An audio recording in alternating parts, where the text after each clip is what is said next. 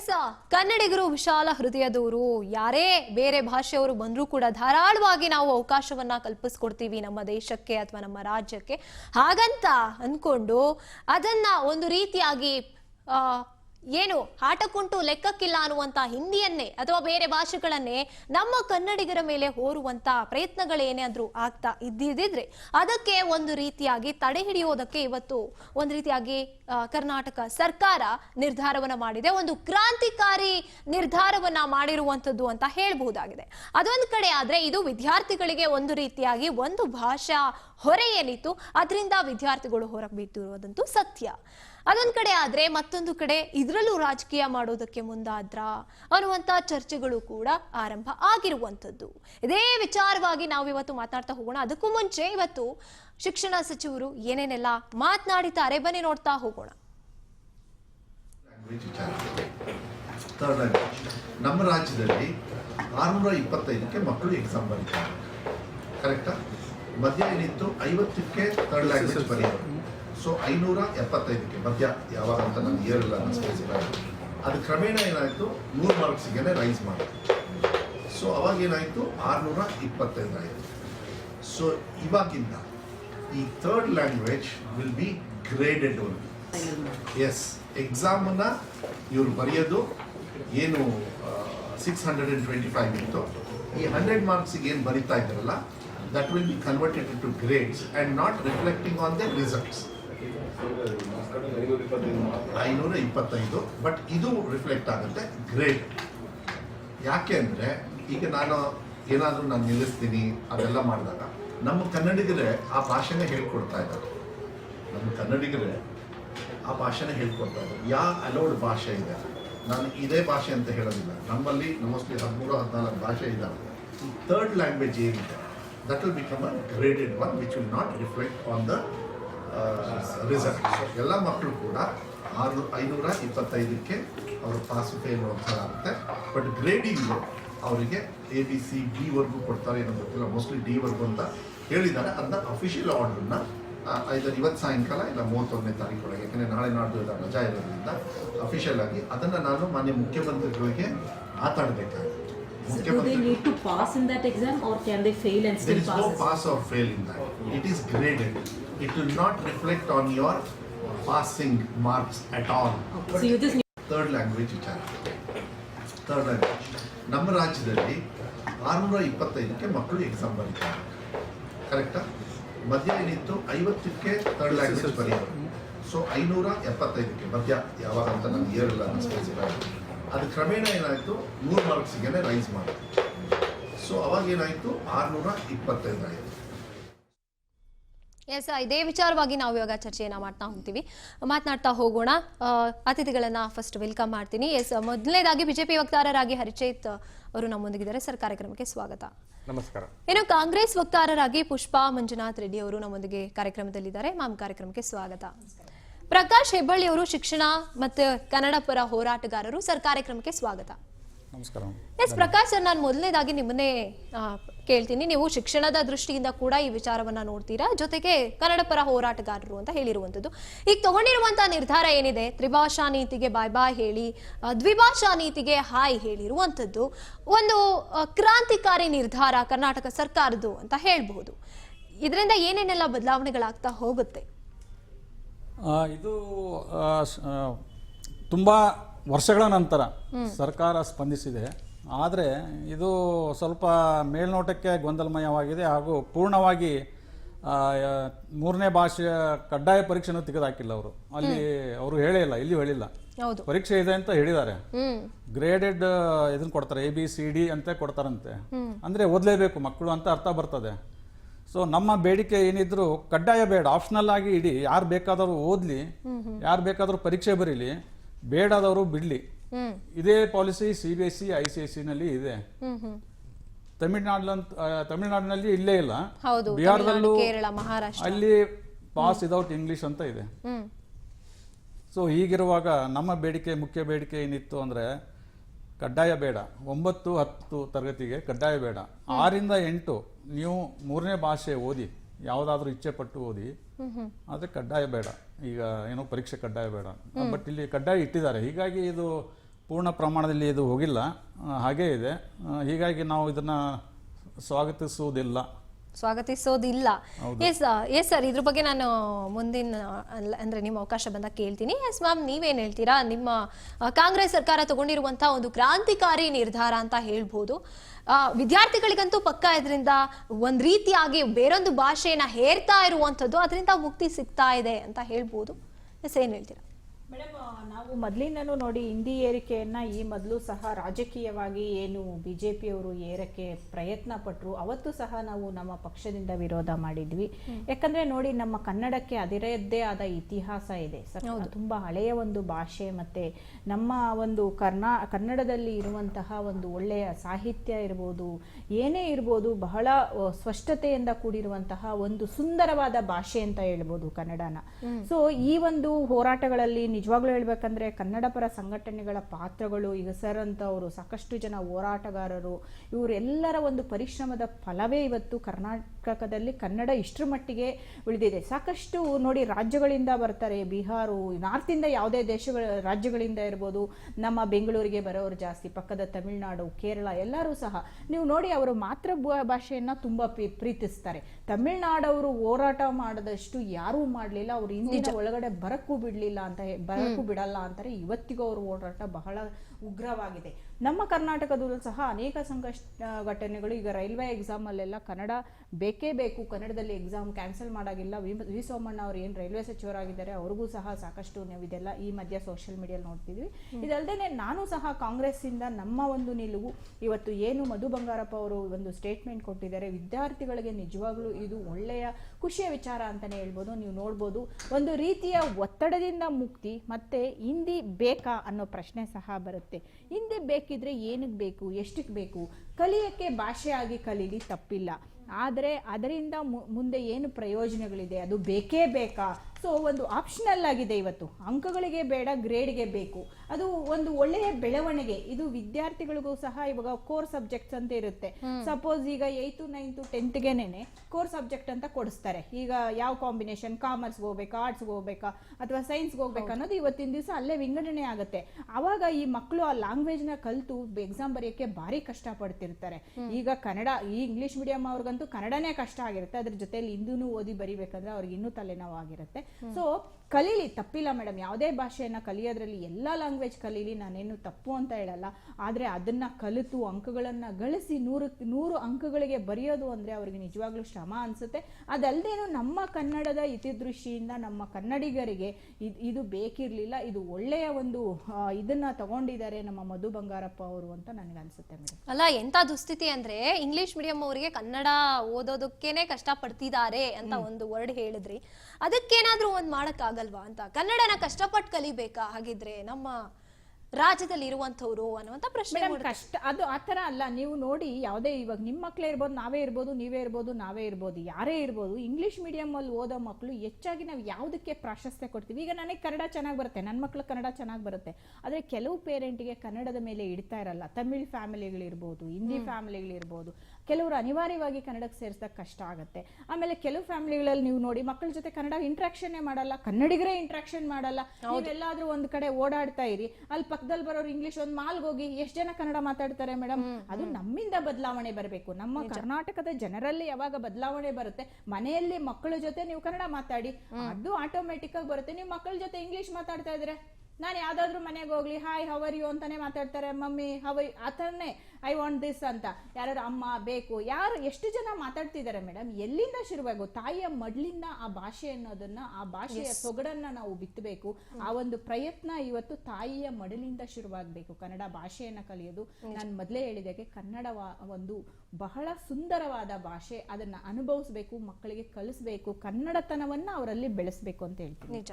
S, ಮತ್ತೊಬ್ರು ಅತಿಥಿ ಗಿರೀಶ್ ಗೌಡ ಅನ್ನುವಂಥವ್ರು ಕನ್ನಡ ಪರ ಹೋರಾಟಗಾರರು ನಮ್ಮೊಂದಿಗೆ ಡೆಸ್ಕ್ನಲ್ಲಿ ಜಾಯ್ನ್ ಆಗಿದ್ದಾರೆ. ಸರ್, ಕಾರ್ಯಕ್ರಮಕ್ಕೆ ಸ್ವಾಗತ. ನಮಸ್ಕಾರ ಸರ್. ನಾನು ಮಾತನಾಡಿಸ್ತಾ ಹೋಗ್ತೀನಿ. ಸರ್, ಇಬ್ರು ಹೇಳಿದ್ದನ್ನ ಕೇಳಿದ್ರಿ, ಸೊ ನೀವೇನ್ ಹೇಳ್ತೀರಾ? ಮೇಡಮ್ ಅವ್ರಿಗೆ ಹೇಳಿದ್ರು ತಮಿಳ್ನಾಡಿನಲ್ಲಿ ಹಿಂದಿಯನ್ನ ಬರೋದಕ್ಕೆ ಬಿಡ್ಲಿಲ್ಲ ಅಂತೇಳಿ. ಸತ್ಯ. ಕಾರಣ ಏನಪ್ಪಾ ಅಂತ ಹೇಳಿದ್ರೆ, ಅವರು ನಮ್ಮಲ್ಲಿ ಆಗಿರ್ತಕ್ಕಂಥದ್ದು ಒಂದೇ, 2 ಪಕ್ಷಗಳು ರಾಷ್ಟ್ರೀಯ ಪಕ್ಷಗಳಾಗಿರೋದ್ರಿಂದ ನಮ್ಮ ಮೇಲೆ ದಬ್ಬಾಳಿಕೆ ಮತ್ತು ದೌರ್ಜನ್ಯವನ್ನು ಮಾಡ್ತಾ ಇದ್ದಾರೆ.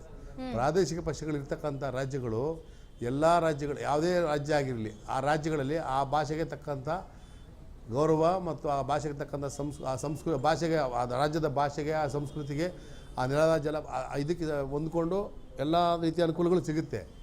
ಈ ರಾಷ್ಟ್ರೀಯ ಪಕ್ಷಗಳಿರ್ತಕ್ಕಂಥ ರಾಜ್ಯಗಳಲ್ಲಿ ಈ ಹಿಂದಿ ಏರಿಕೆ ಅನ್ನತಕ್ಕಂಥ ಭೂತವನ್ನು ಬಿಟ್ಟು ಗೊಂದಲವನ್ನು ಮಾಡಿ ವಿದ್ಯಾರ್ಥಿಗಳಿಗೆ ತೊಂದರೆಯನ್ನು ಕೊಡ್ತಕ್ಕಂಥದ್ದು ಮತ್ತು ವಲಸೆಗಳನ್ನು ತಡೆಗಟ್ಟೋದ್ರಲ್ಲಿ ವಿಫಲರಾಗಿರ್ತಕ್ಕಂಥದ್ದು ಸರ್ಕಾರದ ಜವಾಬ್ದಾರಿ. ಮತ್ತು ಸಂಬಂಧಪಟ್ಟಂಥ ಮಂತ್ರಿಗಳಿದ್ದಾರಲ್ಲ ಅವರು ಅಧ್ಯಯನ ಮಾಡದೆ ಯಾರೋ ಒಬ್ಬ ಅಧಿಕಾರಿ AS ಅಧಿಕಾರಿಗಳು ಬರ್ಕೊಟ್ಟಂಥ ಪತ್ರವನ್ನು ಓದ್ಬಿಟ್ಟು ಇದನ್ನು ಮಂಡನೆ ಮಾಡೋದಂಥದ್ದಲ್ಲ.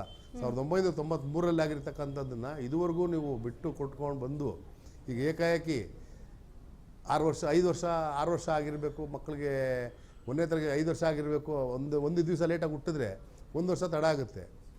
ಸೊ ಇದನ್ನು ಒಂದು ಇದು ಮಾಡಿದ್ದಾರೆ ನೋಡಿದ್ರೆ SLCನಲ್ಲಿ ಪರೀಕ್ಷೆಯನ್ನು ಹಿಂದಿಗೆ ಪರಿಗಣನೆ ತಗೊಳ್ಳೋದಿಲ್ಲ, ಅದೊಂದು ವಿಚಾರ. ಆದರೆ ಈಗ ನೆನ್ನೆ ಇನ್ನೊಂದು ಮಾಡಿದ್ದಾರೆ, ನಾವು ಗಮನಿಸಬೇಕು.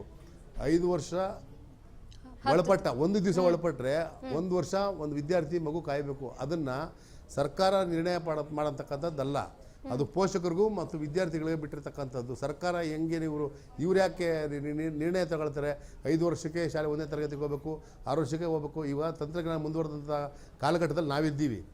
3 ವರ್ಷದ ಮಕ್ಕಳ ಕೈ ಮೊಬೈಲ್ ಕೊಟ್ಟು ನೋಡಿ, ತಾವು ಸಹ ನೋಡೋದಕ್ಕಾಗದಿಲ್ಲ ಅಂತಂಥ ಆ್ಯಪ್ಗಳು ಮತ್ತು ಎಲ್ಲ ವಿಚಾರವಲ್ಲೂ ಮುಂದುವರೆದಿದ್ದಾರೆ ಮಕ್ಕಳು ವಿದ್ಯಾರ್ಥಿಗಳು. ಹಿಂದೆ ಇದ್ದಿದ್ದು ನಮಗೆ ಕಾಣ್ತಾ ಇದ್ರೆ ತಮಗೆ ತೋರಿಸಿ ನೋಡಿ, ಇದು ಕಿವಿಗೆ ನಮ್ಮ ಕೈ ಮುಟ್ಟಿದ್ರೆ ಶಾಲೆಗೆ ಅರ್ಹ ಇವನು ಅಂತೇಳಿ ಶಾಲೆಗೆ ಸೇರಿಸ್ಕೊತಾ ಇದ್ರು. ಈಗ ನೀವು ತಂತ್ರಜ್ಞಾನ ಮುಂದುವರೆದಿದೆ, ಅಂಕಿಅಂಶ ಕಂಪ್ಯೂಟರ್ ಇದೆ, ಎಲ್ಲ ಗೊತ್ತಾಗುತ್ತೆ ಅಂತೇಳಿ ನೀವು 5 ವರ್ಷ ಅಂತ ಹೇಳಿ 3.5-4 ವರ್ಷಕ್ಕೆಲ್ಲ 1ನೇ ತರಗತಿಯಲ್ಲಿ ಮಕ್ಕಳಿಗೆ ಅಧಿಕಾರವನ್ನು ಕೊಡಬೇಕು. ಅದನ್ನು ನಿರ್ಣಯ ತಗೊಳ್ಳೋಕ್ಕೆ ತಾವಲ್ಲ, ಸರ್ಕಾರ ಅಥವಾ ಮಂತ್ರಿಗಳೆಲ್ಲ ಇದ್ರ ನಿರ್ಣಯ ತಗೊಳ್ಳೋದು. ಅದಕ್ಕೆ ಸಂಬಂಧಪಟ್ಟ ಪೋಷಕರು ಮತ್ತು ಮಕ್ಕಳ ಮೇಲೆ ಬಿಡಬೇಕು. ನೀವ್ಯಾರು ಮಕ್ಕಳನ್ನ ಶಾಲೆಗೆ 5 ವರ್ಷಕ್ಕೆ ಬರಬೇಕು, 5.5 ವರ್ಷಕ್ಕೆ ಮುಂಚೆ ಬರೆದ್ರೆ ಒಳಗಡೆ ಸೇರಿಸೋದಿಲ್ಲ. ಅದೇನಾಗುತ್ತೆ, ಖಾಸಗಿ ಶಾಲೆಗಳಿಗೆ ಅನುಕೂಲ ಆಗುತ್ತೆ, ಸರ್ಕಾರಿ ಶಾಲೆಗೆ ಅನಾನುಕೂಲ ಆಗುತ್ತೆ. ಇದನ್ನು ಮಂತ್ರಿ ಫಸ್ಟ್ ತಿಳ್ಕೋಬೇಕು. ಮತ್ತು ಸರ್ಕಾರದ ಯಾರು ದೊಡ್ಡ ಸ್ಕೇಲ್ ಕೂತಿರ್ತಕ್ಕಂಥ ಸರ್ಕಾರದ ಅಧೀನ ಮುಖ್ಯಮಂತ್ರಿಗಳು ಸಹ ಇದ್ರ ಬಗ್ಗೆ ಗಮನ ಹರಿಸಿ, ಮೊದಲನೇದಾಗಿ ಏನು ವಿದ್ಯಾಮಂತ್ರಿ ಏನು ಮಾತಾಡ್ತಾ ಇದ್ದಾರೆ, ಏನು ಮಾಡ್ತಾ ಇದ್ದಾರೆ, ಅದನ್ನು ಸಂಬಂಧಪಟ್ಟಂಥ ಇಲಾಖೆಗಳು ಇವಾಗ ರಾಜ್ಯ ಶಿಕ್ಷಣ ಆಯೋಗ ಏನು ವರದಿಯನ್ನು ಕೊಟ್ಟಿದೆ, ಆ ವರದಿಯನ್ನು ಯಾಕೆ ಗಾಳಿಗೆ ತೂರಿದ್ದಾರೆ ಅವರು? ಸರ್, ಈಗ ಭಾಷೆ ವಿಚಾರಕ್ಕೆ ಬರೋಣ. ಭಾಷೆಯಲ್ಲಿ ದ್ವಿಭಾಷಾ ನೀತಿಯನ್ನು ಅನುಸರಿಸ್ಕೊಂಡು ಹೋಗೋಣ ಅಂತ ಹೇಳಿರುವಂತದ್ದು, ಇದು ಇದ್ರ ಬದಲಾವಣೆಗಳ ಬಗ್ಗೆ ಹೇಳ್ತಾ ಹೋದಾಗ ಯಾರು ಬದಲಾವಣೆ ಅನುಸರಿಸ್ಕೊಂಡು ಹೋಗೋಣ ಅಂತ ಯಾರು ಹೇಳ್ತಾರೆ? ಮಧು ಬಂಗಾರಪ್ಪ ಹೇಳ್ತಾರೆ. ಅಂದರೆ ಅವ್ರ ಮನೆಯಲ್ಲೇ ಇದು ಮಾಡ್ಕೊಂಡು ಅವ್ರು ನಮ್ಮ ಮೇಲೆ ದಬ್ಬಾಳಿಕೆ ಮಾಡೋದು ಅಥವಾ ದರ್ಬಾರ್ ಮಾಡೋದು, ನಮಗೆ ಈ ಥರ ಎಲ್ಲ ಇದನ್ನ ಹೇಳೋದಕ್ಕೆ ಅವ್ರಿಗೆ ಹಕ್ಕಿಲ್ಲ. ಈಗ ಏನ್ ಮಾಡ್ಬೇಕು ಸರ್? ಆಗಿದ್ರೆ ದ್ವಿಭಾಷಾ ನೀತಿ ಬೇಡ ಅಂತ ಹೇಳ್ತಿದ್ದೀರಾ ಅಥವಾ ಹಿಂದಿ ಇರ್ಲಿ ಅಂತ ಹೇಳ್ತಿರೋದಾ ನೀವು? ಖಂಡಿತವಾಗ್ಲೂ ಹಿಂದಿ ವಿರೋಧ ಮಾಡ್ತೀನಿ ನಾನು. ಅದನ್ನೇ ಸರ್, ಹಿಂದಿ ವಿರೋಧ ಮಾಡಿರುವಂತದ್ದು. ಅದಕ್ಕೇನೆ ಬರೀ ಕನ್ನಡ ಇಂಗ್ಲಿಷ್ ಇರ್ಲಿ, ಬೇಕು ಅಂದವರು ಹಿಂದಿ ಕಲ್ತ್ಕೊಳ್ಳಿ, ಆದ್ರೆ ಅದನ್ನ ಹೊರಸೋದ್ ಬೇಡ. ಇವಾಗ ಮಾರ್ಕ್ಸ್ ತೆಗಿಲೇಬೇಕು ಹಿಂದಿನಲ್ಲಿ ಅಂತ ವಿದ್ಯಾರ್ಥಿಗಳು ಕಷ್ಟ ಪಡೋದ್ ಬೇಡ ಅಂತ. ಅದ್ರ ಬಗ್ಗೆ ಅವ್ರಿಗೆ ನಾನೇನು ಕೆಟ್ಟದಾಗಿ ಹೇಳ್ತಾ ಇಲ್ಲ. ಏನು ಹಿಂದಿಯಲ್ಲಿ ಅಂಕ ಕಡಿಮೆ ತಗೊಳ್ಳಿ ಜಾಸ್ತಿ ತಗೊಳ್ಳಿ, ಅದನ್ನ ಪರಿಗಣನೆ ತಗೊಳ್ಳಲ್ಲ ಅಂತ ಹೇಳಿದ್ರಲ್ಲ, ಅದ್ರ ಬಗ್ಗೆ ಅವ್ರ ಬಗ್ಗೆ ನನಗೆ ಗೌರವ ಇದೆ. ಇದನ್ನ ಸೂಕ್ತವಾದಂಥ ನಿರ್ಣಯ.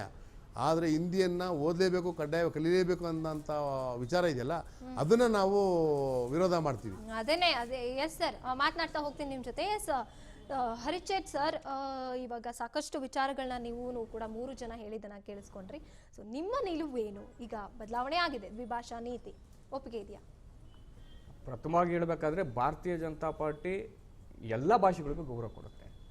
ಸನ್ಮಾನ್ಯ ಪ್ರಧಾನಮಂತ್ರಿಗಳಾದಂಥ ನರೇಂದ್ರ ಮೋದಿ ಅವರು ಈಗಾಗಲೇ ಸ್ಪಷ್ಟಪಡಿಸಿದ್ದಾರೆ, ಭಾರತದಲ್ಲಿರುವಂತಹ ಎಲ್ಲ ಭಾಷೆಗಳು ನಾವು ಸಮಾನವಾಗಿ ಗೌರವ ಕೊಡ್ತೇವೆ.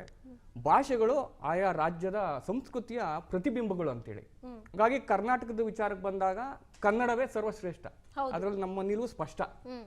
ಆಮೇಲೆ ಏನು ಈ ಸರ್ಕಾರ ಕಂಪ್ಲೀಟ್ ಆಗಿ ಹೇಳ್ತೀನಿ, ಈ ಸರ್ಕಾರ ಯಾವಾಗಲೂ ಗೊಂದಲವಾದಂಥ ತೀರ್ಮಾನಗಳನ್ನೇ ಮಾಡ್ತಾ ಇರುತ್ತೆ. ಸರ್ಕಾರದಲ್ಲಿ ಇವತ್ತು ಅಭಿವೃದ್ಧಿಹೀನ ಸರ್ಕಾರ ಇದು.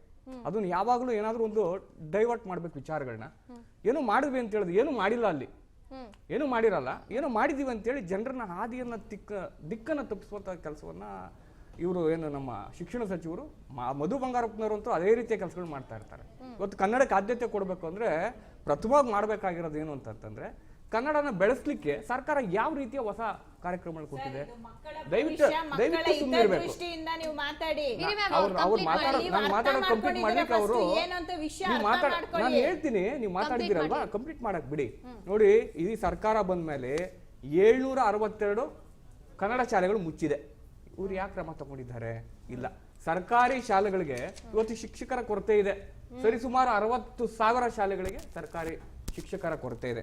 ಅದ್ರ ಕಡೆ ಗಮನ ಕೊಡಲ್ಲ ಇವರು. ಮೇಲ್ಛಾವಣಿಗಳು ಕುಸಿಯೋ ಹಂತಕ್ಕೆ ಬಂದಿದೆ ಕನ್ನಡ ಶಾಲೆಗಳಲ್ಲಿ. ಅವ್ರಿಗೇನಾದ್ರೂ ಹೊಸ ಯೋಜನೆ ಮೂಲಕ ಅವಕ್ಕೇನಾದ್ರೂ ಹಣ ಮಂಜೂರು ಮಾಡಿ ಅವನ್ನ ಮಾಡಬೇಕು. ಆ ಥರದ್ದು ಯಾವ ರೀತಿಯ ಯೋಚನೆಗಳಿಲ್ಲ, ಆಲೋಚನೆಗಳಿಲ್ಲ. ಈಗ ಮಾಡಿದಾರೇನು? ಹಿಂದಿ ಒಂದು ಹೇಳ್ತೀನಿ ಕೇಳಿ, ಹೇರಿಕೆ ತಪ್ಪು, ಆದ್ರೆ ಕಲಿಕೆ ತಪ್ಪಲ್ಲ. ನಿಜ, ಮಕ್ಕಳು ಕಲಿಕೆ ತಪ್ಪಲ್ಲ. ಆಮೇಲೆ ಭಾರತೀಯ ಜನತಾ ಪಾರ್ಟಿಯ ಸರ್ಕಾರ ಅಥವಾ ಕೇಂದ್ರ ಸರ್ಕಾರ ಯಾವ ಕಾರಣಕ್ಕೂ ಹಿಂದಿಯನ್ನ ಹೇರಿಕೆ ಮಾಡುವಂತಹ ಕೆಲಸವನ್ನ ಮಾಡ್ತಾ ಇಲ್ಲ. ಅಲ್ಲ, ಇಷ್ಟು ದಿನ ಇದ್ದಿದ್ದೇನೆ ಕಂಪಲ್ಸರಿ, ಇವಾಗ ಫೇಲ್ ಅಂತ ಯಾವಾಗ ಅಂತೀವಿ? ಎಷ್ಟೋ ಜನ ವಿದ್ಯಾರ್ಥಿಗಳು ಹಿಂದಿಲ್ ಫೇಲ್ ಆಗಿದ್ದಕ್ಕೋಸ್ಕರ ನಾನು ಫೇಲ್ ಅನ್ನೋ ವರ್ಡ್ ಕೇಳ್ಬೇಕಾಯ್ತಲ್ಲಪ್ಪ ಅಂತ ಅಂದ್ಕೊಂಡಿರೋರು ಕೂಡ ಇದ್ದಾರೆ. ಸೊ ಅದಕ್ಕೆ ಈ ವಿದ್ಯಾರ್ಥಿಗಳ ದೃಷ್ಟಿಯಿಂದ ನೋಡ್ತಾ ಹೋದಾಗ ಈ ಒಂದು ನಿರ್ಧಾರ ಕರೆಕ್ಟೇ, ನಾನು ಅದನ್ನ ಒಪ್ಕೋತೀನಿ. ಅಂಡ್ ನೀವ್ ಹೇಳಿದ ಪಾಯಿಂಟ್ಸ್ ಕೂಡ ಖಂಡಿತ ನಾನು ಇವ್ರು ಹೇಳಿದ ಪಾಯಿಂಟ್ಸ್ ಒಪ್ಕೋತೀನಿ. ಎಷ್ಟೋ ಶಾಲೆಗಳಲ್ಲಿ ಶಿಕ್ಷಕರಿಲ್ಲ, ಮತ್ತೆ ಕನ್ನಡ ಹೆಚ್ಚು ಶಾಲಾ ಶಿಕ್ಷಕರನ್ನ ನೇಮಿಸುವ ನಿಟ್ಟಿನಲ್ಲಿ ನಾವು ಒಂದು ಏನು ಈ ಮೊದಲು ಸಹ ಮೊನ್ನೆ ನೇಮಕಾತಿ ವಿಚಾರ ಬಂದಾಗ ಶಿಕ್ಷಕರಿಗೆ ಮೊದಲು ನೇಮಿಸಬೇಕು ಅಂತ, ಅದಲ್ಲದೆ 800 DPS ಶಾಲೆಗಳನ್ನ ನಾವು ಮಾಡಕ್ ಹೊರಟಿದೀವಿ. ಅದು ಒಂದು ಈಗ ಹಳ್ಳಿಗಾಡಿ ಪ್ರದೇಶಗಳಲ್ಲಿ ಏನು ಉತ್ತಮವಾದ ಶಿಕ್ಷಣ ಕೊಡಬೇಕು ಅನ್ನೋ ನಿಟ್ಟಿನಲ್ಲಿ DPS ಶಾಲೆಗಳನ್ನ ಮಾಡ್ತಾ ಇದೀವಿ. ಇವ್ರು ಹೇಳ್ತಾರೆ ಇವ್ರ ಸರ್ಕಾರದಲ್ಲಿ ಎಷ್ಟು ನೇಮಕಾತಿಗಳು ನಡೆದಿತ್ತು ಅಂತ ಒಂದು ಲಿಸ್ಟ್ ಕೊಡಕ್ಕೆ ಹೇಳಿ. ಅಲ್ಲ, ಕನ್ನಡ ಶಾಲೆಗಳನ್ನ ಬಜೆಟ್ ಅಲ್ಲಿ ಸರ್ಕಾರಿ ಶಾಲೆಗಳ ಉದ್ಧಾರ ಮಾಡ್ಲಿಕ್ಕೆ ಬಜೆಟ್ ಅಲ್ಲಿ ಎಷ್ಟು ಇಟ್ಟಿದ್ದಾರೆ ಕೇಳಿ. ಅಲ್ಲ, ಮೋದಿ ಸಾಹೇಬರು ಬೆಂಗಳೂರಿಗೆ ಬಂದ್ರೆ ಸಾಕು, ಆದಿ ಬೀದಿಗಳಲ್ಲಿ ಪೋಸ್ಟರ್ಗಳು, ಫ್ಲೆಕ್ಸ್ಗಳು ನೀವು ನೋಡಬಹುದು, ಹಿಂದಿಯಲ್ಲಿ ರಾಜಾಜಿಸಿರುತ್ತೆ. ಇವ್ರಿಗೆ ಆ ನೈತಿಕತೆ ಇಲ್ಲ ಕನ್ನಡದ ಬಗ್ಗೆ ಮಾತಾಡೋದಕ್ಕೆ. ರಾಹುಲ್ ಗಾಂಧೀಜಿ ಅವರು ಬಂದಾಗ ನಿಮಗೆ ಬೇಕಾದ್ರೆ ನಿಮಗೆ ನಾನು ವಿಡಿಯೋ ಮಸಿ ಬಳದ್ರೆ ಮಾತ್ರ ಪೋಸ್ಟರ್ಸ್ ತೆಗಿತಾರೆ. ರಾಹುಲ್ ಗಾಂಧೀಜಿ ಎಷ್ಟು ದೊಡ್ಡ ಫೋಟೋಗಳು ಹಿಂದಿಯಲ್ಲಿ ಹಾಕಿದ್ದಾರೆ ಅಂತ ನಾವು ಗಮನಿಸಿದ್ದೀವಿ. ಇದು ಇವರ ಭಾಷಾ ಪ್ರೇಮ. ಇವರು ಹಿಂದಿ ಏರಿಕೆ ಮಾಡಬೇಕು ಅಂತ CT ರವಿ ಅವರು ಎಷ್ಟೆಲ್ಲ ನಾಟಕ ಮಾಡಿದ್ರು ಕರ್ನಾಟಕದಲ್ಲಿ ಅಂತ ಎಲ್ಲಾರ್ಗೂ ಗೊತ್ತಿರದೆ. ಇವ್ರಿಗೆ ನೈತಿಕತೆ ಇಲ್ಲ, ಯಾಕಂದ್ರೆ ಇವ್ರಿಗೆ ಹಿಂದಿ ಮೇಲೆ ಮೋದಿ ಅವ್ರ ಮೇಲೆ ಇರೋಷ್ಟು ಪ್ರೇಮ ಕನ್ನಡದ ಮೇಲೆ ಇಲ್ಲ. ಆರೋಪ ಮಾಡಿದ್ರೆ ಆಗಲ್ಲ. ರಾಹುಲ್ ಗಾಂಧಿ ಅವರು ಬಂದಾಗ ತಾವು ತಮ್ಮ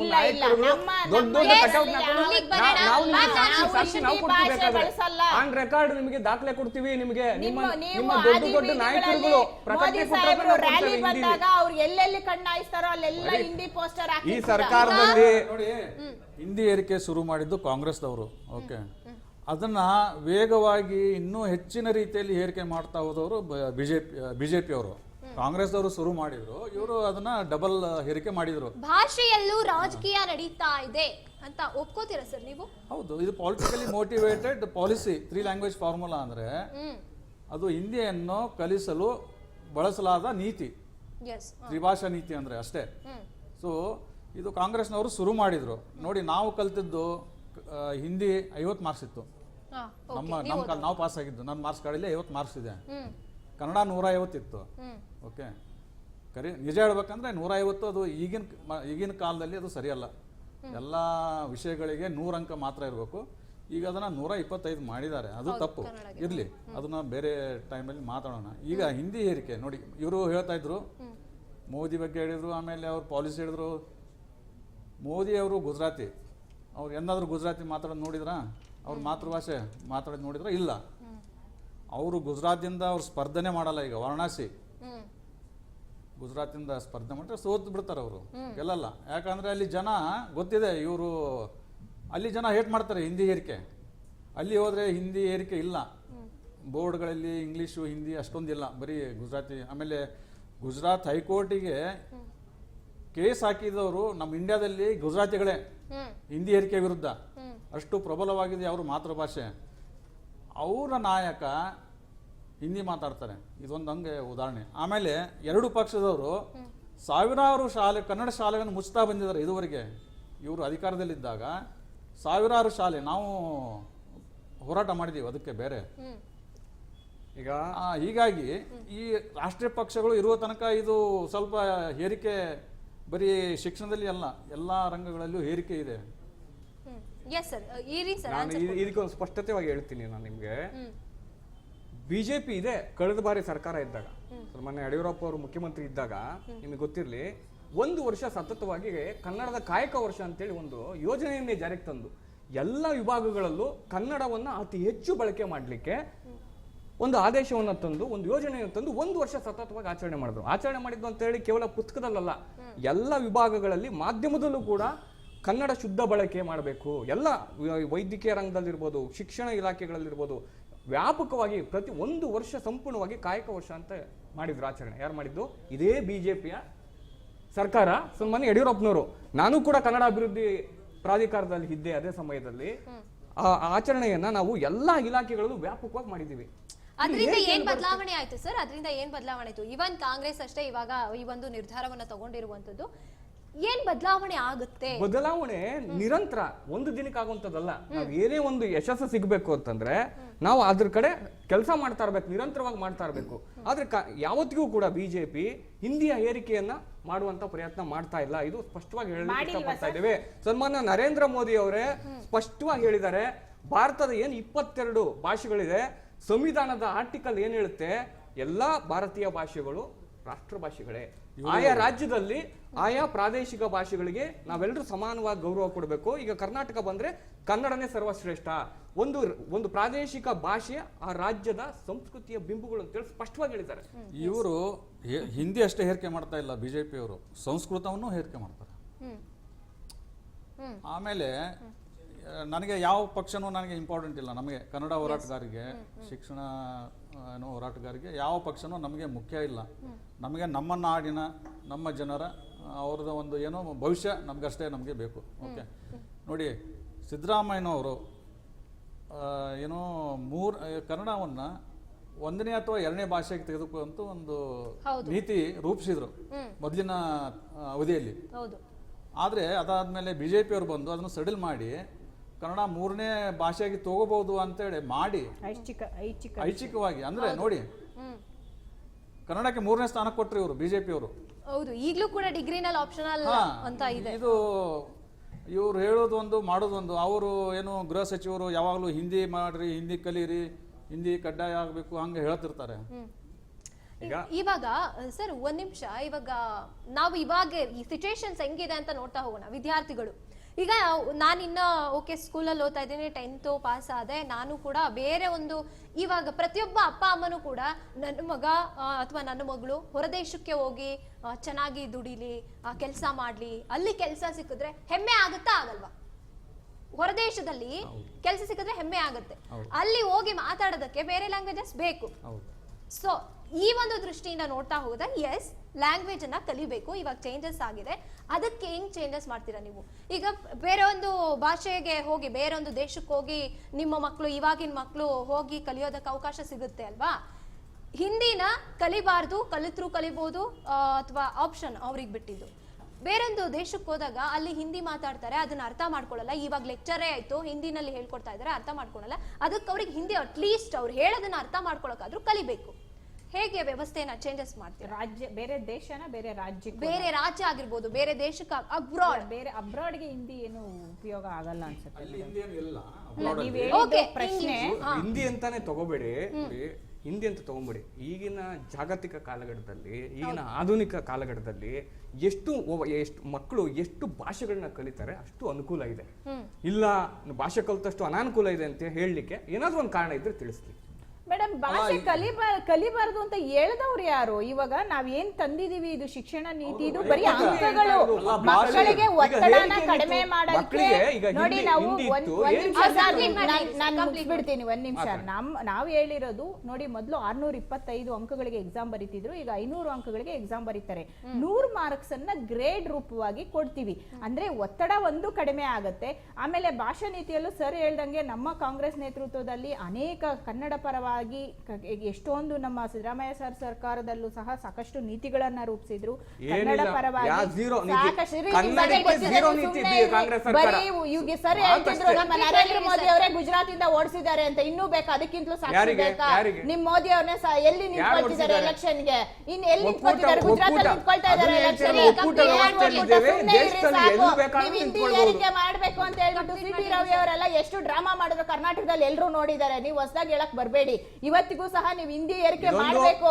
ಇಂಡೈರೆಕ್ಟ್ mass ಆಗಿ government ಒಂದು madam. ರೀತಿಯಲ್ಲಿ ಒಂದಿಲ್ಲ ಈ ಕನ್ನಡಿಗರ ಮೇಲೆ ನಿರಂತರವಾಗಿ ಇದು ದಾಳಿ ಮಾಡಿದವರು ಬಿಜೆಪಿ ಮುಖವಾಡದ ಸರ್ಕಾರ, ಅಭಿವೃದ್ಧಿಹೀನ ಸರ್ಕಾರ ತಮ್ಮ ಅಭಿವೃದ್ಧಿಹೀನತೆಯನ್ನ ಮುಚ್ಚಿಕೊಳ್ಳಲಿಕ್ಕೆ ಈ ರೀತಿಯ ಹಿಂದಿ ಒಂದೇ ಅಲ್ಲ ವಿಚಾರಗಳನ್ನ ಮುಂದೆ ಬಿಡೋದು. ಭಾಷೆಗಳಿಗೂ ಅನ್ವಯಿಸುವಂತೆ 500 ಅಂಕಗಳಿಗೆ ಅವರು ಎಕ್ಸಾಮ್ ಅನ್ನ ಬರೀತಾರೆ. ಇನ್ನು 100 ಅಂಕಗಳು ಏನಿರುತ್ತೆ ಅದಕ್ಕೆ ಗ್ರೇಡ್ ಕೊಡ್ತಾರೆ. ಕಲಿಕೆ ಮುಖ್ಯ, ಕಲಿಸ್ತಾರೆ, ಆದ್ರೆ ಅದನ್ನ ಒತ್ತಡ ಹೇರಿ ಅದರಿಂದ ಅಂಕಗಳನ್ನ ಗಳಿಸೋದು ಅನಿವಾರ್ಯ ಇಲ್ಲ ಅನ್ನೋದನ್ನ ಇವತ್ತು ಹೇಳಿದ್ದಾರೆ ಮಧು ಬಂಗಾರಪ್ಪ ಅವರು. ನನ್ನ ಪ್ರಕಾರ ನಿಜವಾಗ್ಲೂ ನಾನು ಒಂದು ತಾಯಿಯಾಗಿ ಇದು ಒಳ್ಳೆಯ ಒಂದು ಬೆಳವಣಿಗೆ. ಯಾಕಂದ್ರೆ ನೋಡಿ, ಇವತ್ತು ICSE ಸ್ಕೂಲಲ್ಲಿ ಓದುವಂತಹ ಮಕ್ಕಳಿಗೆ ಈ ಒಂದು ಪ್ರೆಷರ್ ಇರಲ್ಲ. ಅಲ್ಲಿ ಹಿಂದಿ ಎಕ್ಸಾಮ್ ಬರೀಬೇಕು, ಹಿಂದಿಯಲ್ಲಿ ಪಾಸ್ ಮಾಡ್ಬೇಕು ಅನ್ನೋದಾದ್ರೆ ಗ್ರೇಡ್ ಇಲ್ಲ. ಆದ್ರೆ ಕನ್ನಡ ಮೀಡಿಯಂ ಅಲ್ಲಿ ಓದೋ ಮಕ್ಕಳು ಅಥವಾ ಸ್ಟೇಟ್ ಬೋರ್ಡ್ ಅಲ್ಲಿ ಓದೋ ಮಕ್ಕಳಿಗೆ ಮಾತ್ರ ಇದನ್ನ ಏರಿಕೆ ಮಾಡಿ ಇಟ್ಟಿದ್ವಿ ಸರ್ಕಾರದಿಂದ. ನಾವು ಇವತ್ತು ಮಧು ಬಂಗಾರಪ್ಪ ಅವರು ಒಂದು ಉತ್ತಮವಾದ ಶಿಕ್ಷಣ ನೀತಿಯನ್ನ ಒಂದು ಉತ್ತಮ ಮಟ್ಟಕ್ಕೆ ತಗೊಂಡೋಗೋ ನಿಟ್ಟಿನಲ್ಲಿ ಅವರು ಕೆಲಸ ಮಾಡ್ತಿದ್ದಾರೆ. ನೋಡಿ, ಮೊದಲು ಫೇಲ್ ಆದ್ರೆ 1 ವರ್ಷ ಕಾಯ್ಬೇಕಿತ್ತು. ಎಷ್ಟೋ ಮಕ್ಕಳು ಸ್ಕೂಲ್ನ 10th ಆದ್ಮೇಲೆ ಬಿಟ್ಟು ಕೆಲಸಗಳು ಹೋಗಿ ಎಷ್ಟೋ ಜನಗಳ ಮಕ್ಕಳ ಜೀವನ ಒಂದು ಇದಾಗ್ತಿತ್ತು. ಆದ್ರೆ ಇವತ್ತಿನ ದಿವಸ 3 ಟರ್ಮ್ 2 ಸಲ ಎಕ್ಸ್ಟ್ರಾ ಎಕ್ಸಾಮ್ ಬರೆಯೋದ್ರಿಂದ ಎಷ್ಟೋ ಮಕ್ಕಳು ಪಾಸ್ ಆಗ್ತಾರೆ. ನೋಡಿ, ಅವತ್ತು ಒಂದು ಮ್ಯಾಥ್ಸ್ ಅಲ್ಲಿ ಫೇಲ್ ಆಗ್ತಿದ್ರು. ಹೆಚ್ಚಾಗಿ ಮ್ಯಾಥ್ಸ್ ಅಲ್ಲಿ ಫೇಲ್ ಆದ್ರೆ 1 ವರ್ಷ ಎಲ್ಲ ಮನೆಯಲ್ಲಿ ಕೂತಿರ್ತಿದ್ರು, ಓದ್ತಿರ್ಲಿಲ್ಲ ಅವರು. ಯಾರು ಮೇಡಮ್ 1 ವರ್ಷ ಎಲ್ಲ ಓದ್ತಾರೆ? ಎಷ್ಟೋ ಮಕ್ಕಳು ಅಲ್ಲಿಂದ ಆಚೆ ಅನೇಕ ಕೆಟ್ಟ ದಾರಿಗಳನ್ನು ಸಹ ಹಿಡಿದ್ರು. ಇವತ್ತು ತಂದಿರೋ ಇದರಿಂದ ಸಾಕಷ್ಟು ಜನ 1ನೇ ಟರ್ಮ್ ಅಲ್ಲೂ 2ನೇ ಟರ್ಮ್ ಅಲ್ಲಿ 2 ಸಬ್ಜೆಕ್ಟ್ 1 ಸಬ್ಜೆಕ್ಟ್ ಈ ರೀತಿ ಬರೆದು ಪಾಸ್ ಆಗ್ತಿದ್ದಾರೆ. ಅದಲ್ಲದೆ ಮೊಬೈಲ್ ನಿಷೇಧ ಮಾಡಿರುವಂತಹ ಒಂದು ಇದಿರ್ಬೋದು. ಅದಲ್ದೇನೆ ಸಾಕಷ್ಟು ಇವತ್ತು ನೋಡಿ, ಮಕ್ಕಳು ಎಕ್ಸಾಮ್ಗೆ ಹೋಗ್ಬೇಕಂದ್ರೆ ಬಸ್ಸು ಸಹ ಫ್ರೀ ಕೊಟ್ಟಿದ್ದೀವಿ ನಮ್ಮ ಸರ್ಕಾರದಿಂದ. ಈ ರೀತಿಯಲ್ಲಿ ಮಕ್ಕಳಿಗೆ ಯಾವೆಲ್ಲ ಸವಲತ್ತುಗಳು ಬೇಕು ಕಾಂಗ್ರೆಸ್ ಸರ್ಕಾರ ಮಾನಸಿಕವಾಗಿ ಇವತ್ತು ನೋಡಿ, ಮಾರಲ್ ಸೈನ್ಸ್ ಅನ್ನೋದನ್ನ ಅಳವಡಿಸಬೇಕು. ಈ ಹಿಂದಿ ಅಂಕಗಳನ್ನ ಈ ಒಂದು ಪ್ರೆಷರ್ನ ಕಡಿಮೆ ಮಾಡಿ ಮಾರಲ್ ಸೈನ್ಸ್ ಅವರಿಗೆ ಮಾರಲ್ ಸೈನ್ಸ್ ನ ಹೆಚ್ಚಾಗಿ ನಾವು ಹೇಳೋದ್ರಿಂದ ಮನುಷ್ಯನಲ್ಲಿ ಮೌಲ್ಯಗಳು ಬೆಳೆಯುತ್ತೆ ಆ ಮಕ್ಕಳಲ್ಲಿ. ನೋಡಿ, ನಾವು ಚಿಕ್ಕ ಮಕ್ಕಳಲ್ಲಿ ಒಂದು ಸಣ್ಣ ಸ್ಟೋರಿ ಕೇಳಿರ್ತೀವಿ ಮೇಡಮ್, ನಮ್ಮ ಜೀವನದಲ್ಲಿ ಎಷ್ಟೋ ಅದರಿಂದ ಪರಿಣಾಮ ಬೀರಿರುತ್ತೆ. ಆ ಸಣ್ಣ ಸ್ಟೋರಿ ಇವತ್ತಿಗೂ ನಮ್ಮ ತಲೆಯಲ್ಲಿ ಇರುತ್ತೆ. ಇವತ್ತು 100 ಸ್ಟೋರಿ ನಾವು ಕೇಳ್ತೀವಿ, ಆದ್ರೆ ನಮ್ಮ ಮನಸ್ಸಿನ ಮೇಲೆ ಪ್ರಭಾವ ಬೀರಲ್ಲ. ಆ ಸಣ್ಣ ವಯಸ್ಸಿನಲ್ಲಿ ಆ ಚಿಕ್ಕ ಹರಳುವ ಮನಸ್ಸಿನಲ್ಲಿ ಏನೋ ಒಂದು ಸಣ್ಣ ಸಣ್ಣ ಸ್ಟೋರೀಸ್ ನಮ್ಮ ಟೀಚರ್ಸ್ ಹೇಳಿರ್ತಾರೆ, ಅದು ಇವತ್ತಿಗೂ ನಮ್ಮ ಮನಸ್ಸಲ್ಲಿ ಇರುತ್ತೆ. ಅವತ್ತು ನೀವು ಟೀಚರ್ ಆಗ್ತೀರಾ, ನೀವು ಡಾಕ್ಟರ್ ಆಗ್ತೀರಾ ಅಂತ ಕೇಳಿರ್ತಾರೆ, ನಾವು ಇದಾಗ್ತೀವಿ ಅಂತ ಹೇಳಿರ್ತೀವಿ, ಇವತ್ತಿಗೂ ನಮ್ಮ ಮನಸ್ಸಲ್ಲಿರುತ್ತೆ. ಈ ರೀತಿ ಒಂದು ಮಾರಲ್ ಸೈನ್ಸ್ ಅನ್ನ ಇವತ್ತು ಅಳವಡಿಸಬೇಕು ಅಂತ ಏನಿದ್ದಾರೆ. ನಾನು ನಿಜವಾಗ್ಲೂ ನಮ್ಮ ಮಧು ಬಂಗಾರಪ್ಪ ಅವರಿಗೆ, ನಮ್ಮ ಸರ್ಕಾರಕ್ಕೆ ಅಪ್ರಿಷಿಯೇಟ್ ಮಾಡ್ತೀನಿ. ಇಂಥದ್ದು ಬೇಕು, ಮೌಲ್ಯಾಧಾರಿತ ಶಿಕ್ಷಣ ಬೇಕು ಅನ್ನೋದನ್ನ ನಾನು ಇವತ್ತು ಹೇಳಕ್ ಇಷ್ಟಪಡ್ತೀನಿ ಮೇಡಮ್.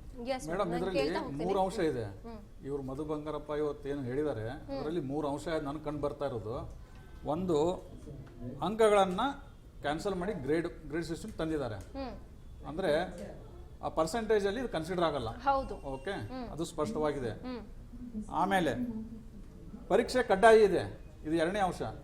ಅದನ್ನ ನಮಗೆ ಸ್ವಾಗತಿಸಲಾಗಲ್ಲ. ಅದು ಏನು ಪರ್ಸೆಂಟೇಜ್ ಇದು ಕನ್ಸಿಡರ್ ಮಾಡಲ್ಲ, ಅದನ್ನ ಸ್ವಾಗತಿಸೋಣ. ಆದ್ರೆ ಇದನ್ನ ಕಡ್ಡಾಯ ಪರೀಕ್ಷೆಯನ್ನು ನಮಗೆ ಒಪ್ಪಿಗೆ ಇಲ್ಲ. ಇನ್ನೊಂದು, ಗ್ರೇಡಿಂಗ್ ABCD ಅದನ್ನ ಮಾರ್ಕ್ಸ್ ತೆಗೆದ್ಬಿಟ್ಟು ABCD ಹಾಕಿದ್ರೆ ಅಷ್ಟೇ, ಅದ್ರಲ್ಲಿ ಒತ್ತಡ ಇದ್ದೇ ಇರ್ತದೆ. ಈಗ ತಾಯಿ ನಮಗೂ ಮಕ್ಕಳಿದ್ದಾರೆ, ಇವ್ರಿಗೂ ಮಕ್ಕಳಿದ್ದಾರೆ, ಎಲ್ಲರಿಗೂ ಇದಾರೆ. B ಗ್ರೇಡ್ ಬಂತಲ್ಲಪ್ಪ ಅಂತೀವಿ, A ಗ್ರೇಡ್ ತೆಗಿಬೇಕು ಅಂತೀವಿ.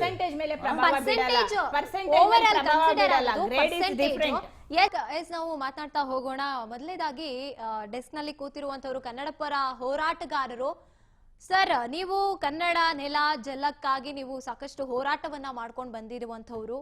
ಕನ್ನಡಕ್ಕಾಗಿ ಒಂದ್ ರೀತಿಯಾಗಿ ಸಿಕ್ಕಂತ ಜಯ ಇವತ್ತು ತಗೊಂಡಿರುವಂತ ನಿರ್ಧಾರ ಅಂತ ಒಪ್ಕೋತೀರಾ ಸರ್? ಗಿರೀಶ್ ಗೌಡ ಸರ್, ಕೇಳಿಸ್ತಿದ್ಯಾ? ಕೇಳ್ತಾ ಇದೆ. ನೋಡಿ, ಈಗ ಅವ್ರು ಹೇಳ್ತಾರೆ ನಮ್ಮ ಕಾಂಗ್ರೆಸ್ ಸರ್ಕಾರನೇ ಇದು ಮಾಡ್ತು ಅಂತ, ಇವ್ರು ಹೇಳ್ತಾರೆ ನಮ್ಮ BJP ಸರ್ಕಾರ ಇದು ಮಾಡ್ತು ಅಂತ. ಇವರಿಬ್ಬರು ಒಂದೇ ನಾಣ್ಯದ 2 ಮುಖಗಳು.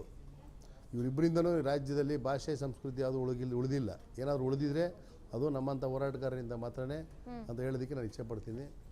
ಇವರಿಂದ ಯಾವ ಒಂದು ಭಾಷೆ ಆಗಲಿ ಸಂಸ್ಕೃತಿ ಆಗಲಿ ಇವತ್ತು ಅತಿ ಹೆಚ್ಚಾಗಿ ಈ ರಾಜ್ಯ ಕೊಳಗೆಟ್ಟೋಗಿದ್ದೆ ಸಮ್ಮಿಶ್ರ ಸರ್ಕಾರ ಆದಾಗ ಒಂದು ಕಡೆ. ಆದರೆ ಅತಿ ಹೆಚ್ಚಾಗಿ ವಲಸೆಗಳು ಬಂದಿದ್ದೇ BJP ಸರ್ಕಾರ ಬಂದ ಮೇಲೆ. BJP ಸರ್ಕಾರ ಬಂದಿದ್ದು ನಮ್ಮ ರಾಜ್ಯದಲ್ಲಿ ವಲಸಿಗರ ಕಾಟ ಹೆಚ್ಚಾಯಿತು. ಎಲ್ಲೆಲ್ಲಿ BJP ಶಾಸಕರು ಇದ್ದಾರೆ, ಬೆಂಗಳೂರು ನಗರ ಮತ್ತು ಬೆಂಗಳೂರು ಗ್ರಾಮಾಂತರದಲ್ಲಿ ತಾವೆಲ್ಲ ತೋರಿಸಿ ಇವಾಗಲೂ ನೋಡ್ತಾ ಇದ್ದೀರಿ. ಆದರೆ ಹೊರಗಡೆ ಹಾಕತಕ್ಕಂಥ ಕೆಲಸವನ್ನು ಸರ್ಕಾರವೂ ಸಹ ಮಾಡ್ತಾ ಇಲ್ಲ. ಜೊತೆಗೆ ವಿರೋಧ ಪಕ್ಷವಾಗಿರ್ತಕ್ಕಂಥ ಇವರು ಸಹ ಇವ್ರು ಯಾವುದಾದ್ರೂ ಏನಾದರೂ, ನಾನು ಭಾಳಷ್ಟು ವಿಚಾರಗಳು ನೋಡಿದ್ದು ಇತ್ತೀಚೆಗೆ. ಇವರು ರಾಜ್ಯದ ಸಂಸ್ಕೃತಿ ಮತ್ತು ಭಾಷೆ ವಿಚಾರದಲ್ಲಿ ಇವ್ರಿಗೆ ಜಾಸ್ತಿ ರೋಷಾವೇಶ ಬರೋದಿಲ್ಲ. ಯಾವುದಾದ್ರು ಧರ್ಮ ದೇವಸ್ಥಾನ ಮಸೀದಿ ಅಂದರೆ ಎದ್ಬಿಡ್ತಾರೆ ಬಿ ಜೆ ಪಿಯವರು. ಅದ್ರ ಜೊತೆಯಲ್ಲಿ ಇವರು ಅವ್ರು ಏನು ಮಾಡ್ತಾರೆ ಅದನ್ನು ಇವ್ರು ಫಾಲೋ ಮಾಡ್ತಾರೆ ಕಾಂಗ್ರೆಸ್ನವರು. ನಾನೇನು ಹೇಳ್ತೀನಿ, ಹಿಂದಿ ಇವರು ಏನು ಇದನ್ನು ಕನ್ಸಿಡರ್ ಮಾಡೋದಿಲ್ಲ ಅಂದರೆ ಹಿಂದಿನ ಸಬ್ಜೆಕ್ಟ್ ಬೇಡವೇ ಬೇಡ. ಪರೀಕ್ಷೆ ಮಾಡೋದು ಮಾರ್ಕ್ಸ್ ಕೊಡ್ಬೇಕಾದ್ರೆ ಪರೀಕ್ಷೆ ಮಾಡೋದೇ ಮಾರ್ಕ್ಸ್ ಬರುತ್ತೆ. ಆ ಮಾರ್ಕ್ಸೇ ಇಲ್ಲ ಅಂತಂದರೆ ಮತ್ತು ಪರೀಕ್ಷೆ ಇಲ್ಲ ಅಂತಂದರೆ ಆ ಮಾರ್ಕ್ಸ್ ತೊಗೊಂಡೇನಾಗಬೇಕು, ತೊಗೊಳ್ದೇ ಏನಾಗಬೇಕು, ಕಲಿಬೇಕಂತ ಅಂದರೆ.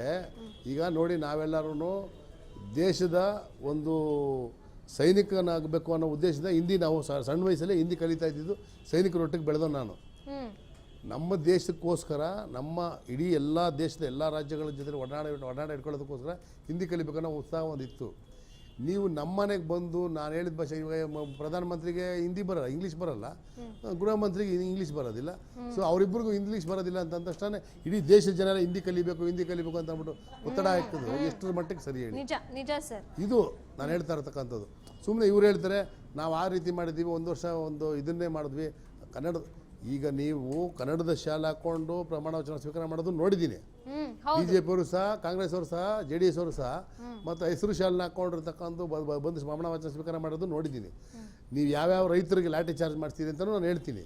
ಗೋಲಿಬಾರ್ ಮಾಡಿಸಿದ್ದೀರಿ, ರೈತ ಕನ್ನಡ ಪರ ಹೋರಾಟಗಾರರಿಗೆ ಜೈಲಿಗೆ ಹಾಕ್ಸಿದ್ದೀರಿ, ಕೇಸ್ ಹಾಕಿದ್ದೀರಿ. ನೀವು ಯಾವ ನೈತಿಕತೆ ಇಟ್ಕೊಂಡು ಈ ರಾಜ್ಯದ ರೈತರ ಬಗ್ಗೆ ಆಗಿರ್ಬೋದು, ಶಿಕ್ಷಣದ ಬಗ್ಗೆ ಆಗಿರ್ಬೋದು, ನೀರಿನ ಬಗ್ಗೆ ಆಗಿರ್ಬೋದು, ನೀವು ಪಾದಯಾತ್ರೆ ಮಾಡಿದ್ರಲ್ಲ, ಯಾರು ನಮ್ಮ ಕಾಂಗ್ರೆಸ್ ಸರ್ಕಾರದವರು ಪಾದಯಾತ್ರೆ ಮಾಡಿದ್ರು ಸರ್ಕಾರ ಬರೋದಕ್ಕಿಂತ ಮುಂಚೆ ವಿರೋಧ ಪಕ್ಷವಾಗಿ ಇದ್ದಾಗ. ಮತ್ತು ಅದ್ರ ಬಗ್ಗೆ ಕಾವೇರಿ ವಿಚಾರವಾಗಿ ಅದ್ರ ವಿಚಾರ ಮಾತಾಡ್ತಾ ಇಲ್ಲ. ಇವರು BJPಯವರು ನೀವು ಮಾಡಿದ್ರೆ ಇವ್ರು ಮಾಡಿದ್ರು ಅಂತೇಳಿ ನಾವು ಮಾಡ್ತೀವಿ ಅಂತ ಹೇಳಿದ್ರು, ವಿಫಲರಾದರು ಅಂತೇಳಿ ಇವ್ರು ಸುಮ್ಮನೆ ಆಗ್ಬಿಟ್ರು. ಇವ್ರು ಮಾತಾಡಿದ್ರೆ ಧರ್ಮಸ್ಥಳಕ್ಕೆ ಹೋಗ್ತೀನಿ ಅಂತಾರೆ. ಇಲ್ಲಿ ಯಾರಾದರೂ ಮಂಗಳೂರು, ಉಡುಪಿ, ಅಲ್ಲಿ ಯಾರಾದರೂ ಅದು ಏನು ಅದು ಯಾವುದೋ ರೀತಿ ಹತ್ಯೆ ಆದರೆ ಅದ್ರ ಬಗ್ಗೆ ಮಾತ್ರ ಎಚ್ಚರಿಕೆಯನ್ನು ಇಡೀ ದೇಶಕ್ಕೆ ತೋರ್ಸಕ್ಕೆ ಬರ್ತಾರೆ. ನಾನೇನು ಹೇಳ್ತೀನಿ ಅವರಿಗೆ, ವಿರೋಧ ಪಕ್ಷವಾಗಿ ಇದ್ದಿರಲ್ಲ, ಸರ್ಕಾರ ಎಲ್ಲಾದರೂ ಎರಡೂ ತಪ್ಪು ಮಾಡಿದಾಗ ಕನಿಷ್ಠ ಪಕ್ಷ ನೀವು ಎಚ್ಚರಿಕೆ ಮಾಡತಕ್ಕಂಥ ಕೆಲಸವನ್ನು ಪ್ರಾಮಾಣಿಕವಾಗಿ ಮಾಡಿ. ಏನು ನಿಮಗೆ ಬೇಕಾದ್ದನ್ನು ಮಾತ್ರ ಮಾತಾಡೋದು, ಬೇಡದಿರೋದನ್ನು ಕೈ ಬಿಡೋದು, ಇದು ಎಷ್ಟರ ಮಟ್ಟಿಗೆ ಸರಿ? ವಿರೋಧ ಪಕ್ಷವಾಗಿ ನೀವು ಗಂಭೀರವಾಗಿ ಯಾವ ರೀತಿ ಮಾತಾಡಬೇಕು, ಯಾವ ರೀತಿ ಮಾತಾಡಬಾರ್ದು ಅಂತ ವಿರೋಧ ಪಕ್ಷದ ನಾಯಕರು ಮತ್ತು ವಿರೋಧ ಪಕ್ಷದಲ್ಲಿ ಇರ್ತಕ್ಕಂಥ ಎಲ್ಲ ಲೋಕಸಭಾ ಸದಸ್ಯರುಗಳು ಏನು ಮಾಡ್ತಾ ಇದ್ದೀರಿ? ಯಾರಾದರೂ ಮಾತಾಡ್ತಾ ಇದ್ದಾರಾ? ಇಲ್ಲ. ರಾಜ್ಯ ಸರ್ಕಾರ ಏನು ತಗೊಳುತ್ತೆ, ಏನು ತಗೊಳ್ಬಾರ್ದು ಅನ್ನೋತಕ್ಕಂಥದ್ದನ್ನ ಕೂತು ಚರ್ಚೆ ಮಾಡಿ ಕನಿಷ್ಠ ಪಕ್ಷ ಎಷ್ಟು ವಿಚಾರಗಳಿದ್ದಾವೆ ಅಂತ ಹೇಳಿದ್ರೆ, ಈ ಗಡಿನಾಡು ಪ್ರದೇಶದಲ್ಲಾಗಿರ್ಬೋದು ಎಷ್ಟು ತೊಂದರೆ ಆಗ್ತಾ ಇದೆ, ಗಡಿ ಭಾಗದಲ್ಲಿ ಆಗ್ತಾ ಇರತಕ್ಕಂಥದ್ದು ತೊಂದರೆಗೆ ಸಹಕಾರ ಕೊಡ್ತಾ ಇರತಕ್ಕಂಥವ್ರೆ BJPಗರು. ಸರ್, ನೀವು ಕೂಡ ಕನ್ನಡಕ್ಕಾಗಿ ಸಾಕಷ್ಟು ಹೋರಾಟಗಳನ್ನ ಮಾಡ್ಕೊಂಡು ಬಂದಿರುವಂತವ್ರು. ಈಗ ಮುಂದಿನ ದಿನಗಳಲ್ಲಿ ಏನೇನೆಲ್ಲ ಬದಲಾವಣೆಗಳನ್ನ ಮಾಡ್ಕೊಂಡು ಹೋದ್ರೆ ಸರ್ಕಾರಗಳು, ಈವನ್ BJP ಆಗಿರ್ಬೋದು, ಕಾಂಗ್ರೆಸ್ ಆಗಿರ್ಬೋದು, ಪಕ್ಷ ಯಾವ್ದಾರು ಆಗಿರ್ಲಿ ಮೇಡಮ್, ಭಾಷೆ ಮತ್ತು ಸಂಸ್ಕೃತಿ ವಲಸಿಗರ ತಡೆಗಟ್ಟಿ ಬದಲಾವಣೆ ಮಾಡ್ಬೇಕಾದ್ದೇನು ಗೊತ್ತಾ?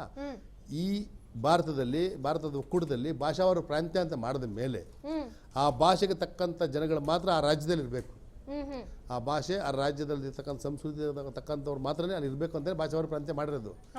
ಅಂಥದ್ರಲ್ಲಿ ನೀವು ಅಲ್ಲಿಂದ ಲಕ್ಷಾಂತರ ಜನ ಬಂದು ಬಿಹಾರ, ಗುಜರಾತು, ಒರಿಸ್ಸಾ, UP ಇಂದ ಎಲ್ಲ ಬಂದು ಇಲ್ಲಿ ಸೇರ್ಕೊಂಡ್ರೆ ನಮ್ಮ ಹೊಟ್ಟೆ ಪಾಡು ಏನಾಗಬೇಕು? ನಮ್ಮಲ್ಲಿ ಇರ್ತಕ್ಕಂಥ ಬಡವ್ರ ಗತಿ ಏನಾಗಬೇಕು? ಕೂಲಿ ಕಾರ್ಮಿಕರ ಗತಿ ಏನಾಗಬೇಕು? ಮತ್ತು ಅವ್ರಿಗೆ ಆಧಾರ್ ಕಾರ್ಡ್ ಕೊಡ್ತೀರಾ? ಈ BJP ಸರ್ಕಾರನ ಕೊಟ್ಟಿದೆ, ಕಾಂಗ್ರೆಸ್ ಸರ್ಕಾರನ ಕೊಟ್ಟಿದೆ. ಆಧಾರ್ ಕಾರ್ಡ್ ಬೇಕಾ, ರೇಷನ್ ಕಾರ್ಡ್ ಬೇಕಾ? ಅವ್ರಿಗೆ ಓಲಾ, ಊಬರ್ಗೆ ಲೈಸೆನ್ಸ್ಗಳು ಕೊಡ್ತಾ ಇದ್ದೀರಾ, ಲೈಸೆನ್ಸ್ ಇಲ್ಲದೆ ಓಡಿಸ್ತಾ ಇದ್ದಾರೆ. ಕ್ರೈಮ್ ಎಷ್ಟಾಗಿದೆ, ಮಾದಕ ವ್ಯಸನಿಗಳು ಎಷ್ಟಾಗಿದ್ದಾರೆ, ಮಾದಕ ವಸ್ತುಗಳು ಎಷ್ಟು ಸರಬರಾಜು ಆಗ್ತಾ ಇದ್ದಾವೆ ರಾಜ್ಯದಕ್ಕೆ. ಇದನ್ನೆಲ್ಲ ಯಾರು ಕೇಳ್ತಾರೆ? ಸರ್ಕಾರ, ಇಲಾಖೆ ಕೇಳಬೇಕಾದ್ರೆ ವಿರೋಧ ಪಕ್ಷಗಳು ಇದ್ರ ಬಗ್ಗೆ ಎಚ್ಚರಿಸಬೇಕಲ್ಲ ಸರ್ಕಾರಕ್ಕೆ. ವಿರೋಧ ಪಕ್ಷ ಅಂದ ತಕ್ಷಣ ಇವರೇನು ವಿರೋಧ ಪಕ್ಷದಲ್ಲಿ ನಮ್ಮನ್ನು ಗೆಲ್ಲಿಸಲಿಲ್ಲ, ಜನ ಮನೆಯಲ್ಲಿ ಕೂರಿಸಿದ್ದಾರೆ ಅಂದ ತಕ್ಷಣ ಇವರು ಮತ್ತೆ ಕಾಯ್ತಾ ಇರ್ತಾರೆ, ಗೆದ್ಬಿಟ್ಟ ಮೇಲೆ ಏನು ಮಾಡೋದು ನಾವು ಅಂತ ಹೇಳ್ಬಿಟ್ಟು. ಇವಾಗ ವಿರೋಧ ಪಕ್ಷ ಯಾವಾಗಲೂ ಅಧಿಕಾರದಲ್ಲಿರ್ತಕ್ಕಂಥ ಸಮಯದಲ್ಲೆಲ್ಲ ಕೆಲಸ ಮಾಡೋದು, ವಿರೋಧ ಪಕ್ಷವಾಗಿ ಇರುವಾಗಲೇ ಮಾಡಿದ್ದು. ಇವ್ರು ಆಯ್ಕೆಯಾಗಿ ಬಂದಿದ್ದು, BJPಯವರು ಆಯ್ಕೆಯಾಗಿ ಬಂದಿದ್ದು, ಮೋದಿನ ಅಮಿತ್ ಶಾ ನೋಡ್ಬಿಟ್ಟಲ್ಲ BJPಯವರು ಬಂದಿದ್ದು. ಅಡ್ವಾಣಿ ಅವ್ರನ್ನ, ವಾಜಪೇಯಿಯವ್ರನ್ನ ನೋಡ್ಬಿಟ್ಟೆ BJP ಪಕ್ಷ ರಾಜ್ಯದಲ್ಲಿ ಮತ್ತು ದೇಶದಲ್ಲಿ ಸರ್ಕಾರ ರಚನೆ ಆಗಿದ್ದು. ಯಾಕಂದರೆ ಅವ್ರು ಆ ರೀತಿ ನಡ್ಕೊಳ್ತಾ ಇದ್ರು ಅಂತೇಳಿ. ನಾವು ಯಾವುದೇ ಪಕ್ಷದ ಸ್ನೇಹಿತರು ಅಲ್ಲ, ಯಾವುದೇ ಪಕ್ಷದ ವೈರಿಗಳು ಅಲ್ಲ. ನಾನು ಹೇಳೋದು ಮಾಡ್ತಕ್ಕಂಥ ಕೆಲಸವನ್ನು ಸಾರ್ವಜನಿಕವಾಗಿ ಎಲ್ಲರ ಜೊತೆನೂ ಹೊಂದಾಣಿಕೆ ಮಾಡ್ಕೊಂಡು ಎಲ್ಲ ಧರ್ಮದ ಜೊತೆ ಹೋಗಬೇಕು. ಯಾಕಂದರೆ ಯಾವುದೇ ಧರ್ಮವನ್ನಾಗಲಿ ಬಿಟ್ಟು ಈ ದೇಶ ಬದುಕೋಕ್ಕಾಗಲ್ಲ, ಯಾವುದೇ ಭಾಷೆಯನ್ನು ಬಿಟ್ಟು ಈ ದೇಶ ಬದುಕೋಕ್ಕಾಗಲ್ಲ, ಯಾವುದೇ ಸಂಸ್ಕೃತಿನ ಬಿಟ್ಟು ಈ ದೇಶ ಬದುಕೋಕ್ಕಾಗಲ್ಲ. ಎಲ್ಲರೂ ಒಟ್ಟಿಗೆ ಬದುಕಬೇಕು, ಒಟ್ಟಿಗೆ ಸಾಯಬೇಕು, ಒಟ್ಟಿಗೆ ಈ ಮಣ್ಣಲ್ಲಿ ಮಣ್ಣಾಗಬೇಕು.